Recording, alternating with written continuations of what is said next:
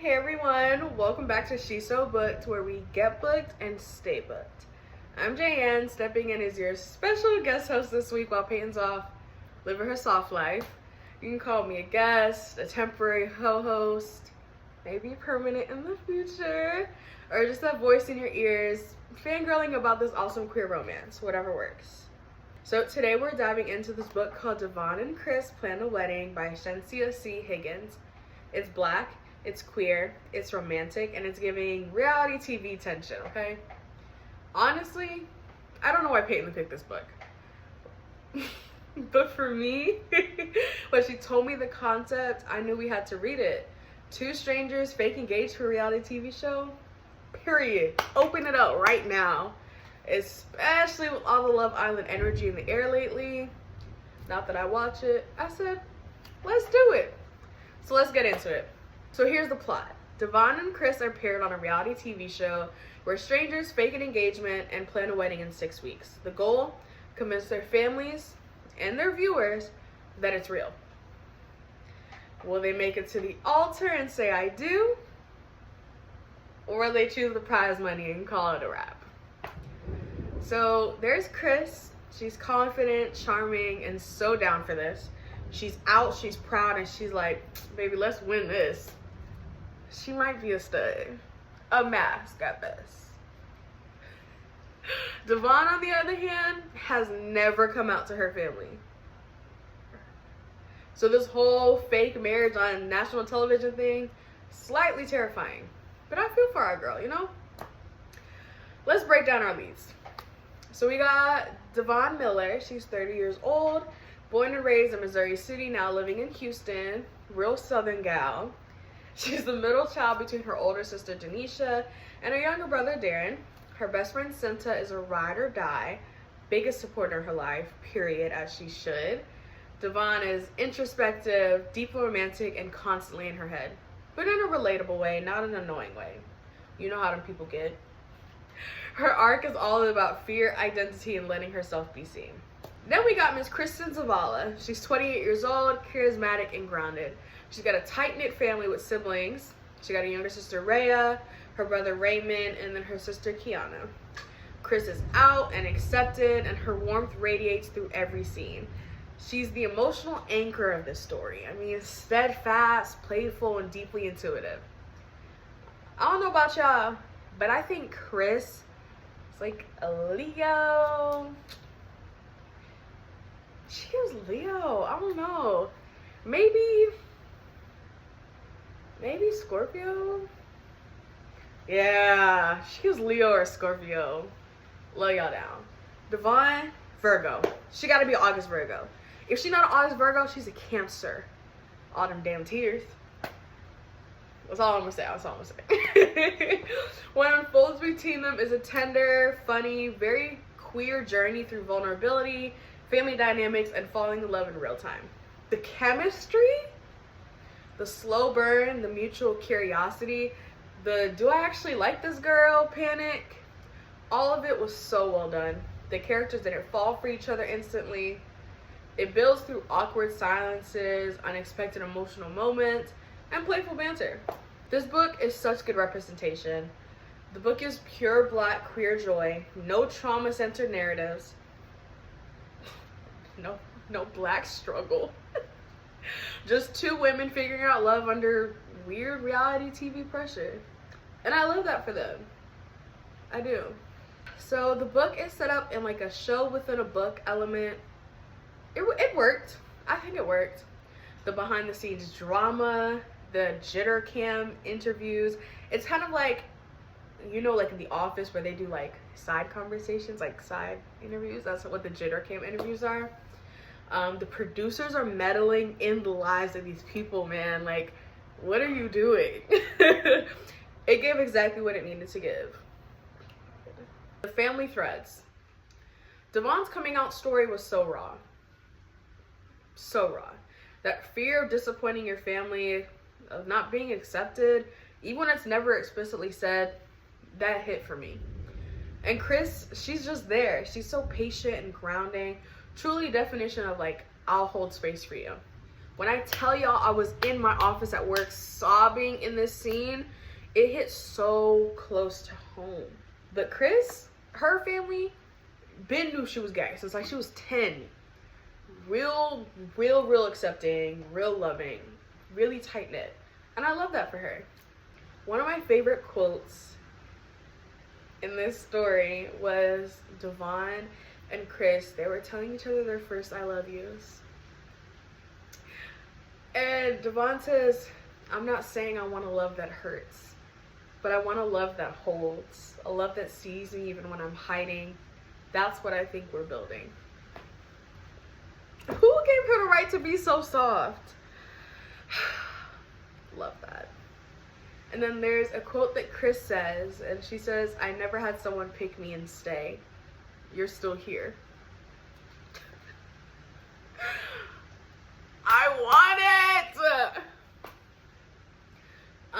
There are some really cute moments that just absolutely made me melt in this book. There's one passage, and it's like, they're outside meeting each other's family for the first time, and D'Vaughn is like, oh, I don't want our first kiss to be in a crowd full of people. What if you can't kiss? Then I'll have to pretend in a garage full of people that I'm really in love with you. Kris responds, come on, Prisosia. Prisosia?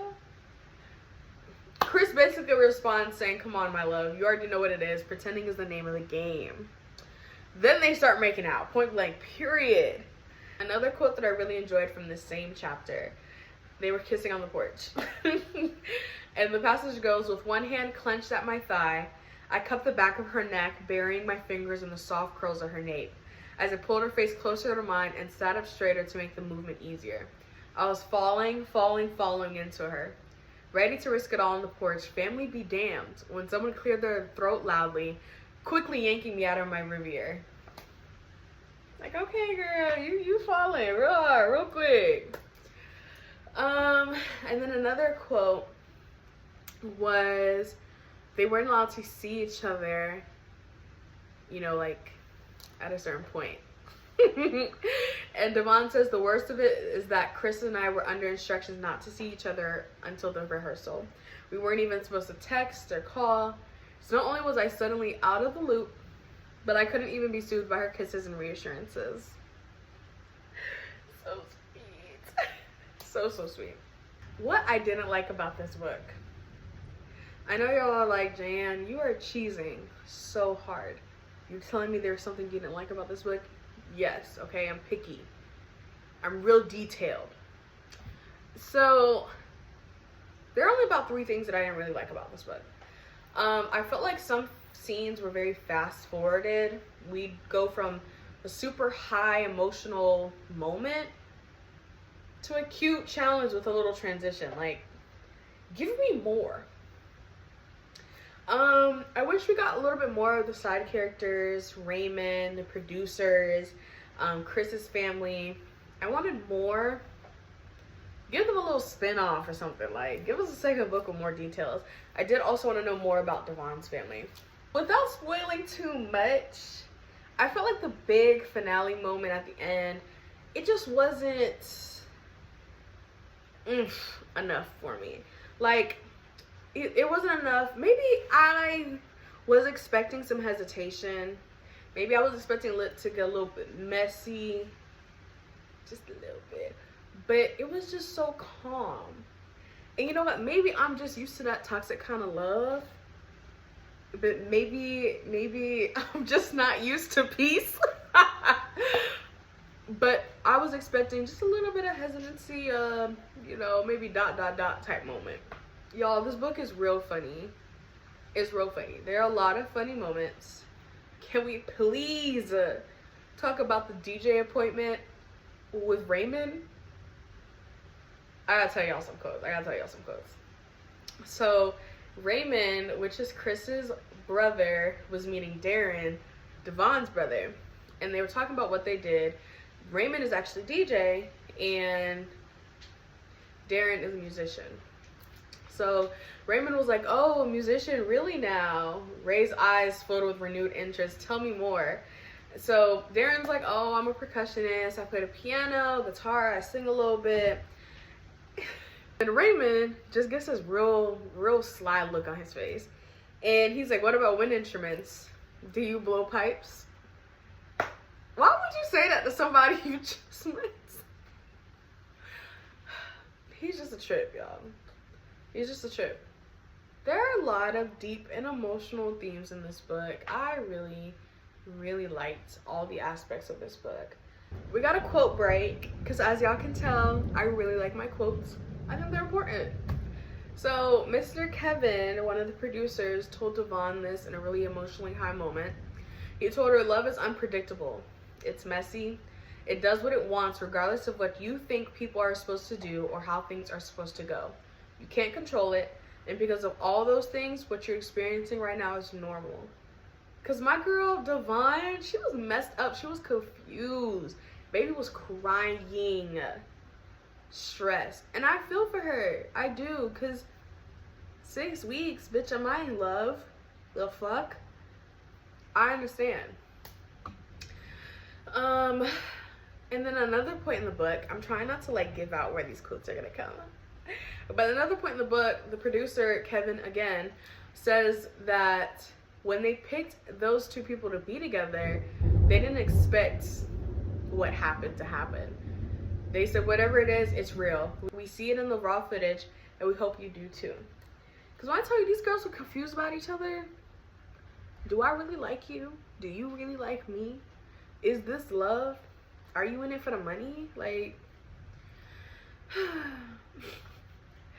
another producer told them at one point, we started this for good TV, but you two, y'all gave us something honest, something that doesn't happen on camera. There actually were a lot of sad and vulnerable moments in this story, especially with D'Vaughn and her coming out to her family. And in the interview videos that they sent in, they actually showed it to the opposite person. So they showed Kris's interview video to D'Vaughn, and they showed D'Vaughn's interview video to Kris. And somewhere in her interview, she says, I'm very single, and it's probably because I never introduced my girlfriends to my mom. You know, I'm sure I would have issue with that if my girlfriend never introduced her mom. But she talks about how she had a fear that maybe there's something in her that's not worth sticking out for. I thought that was just so sad. That quiet self-doubt, it hits me hard.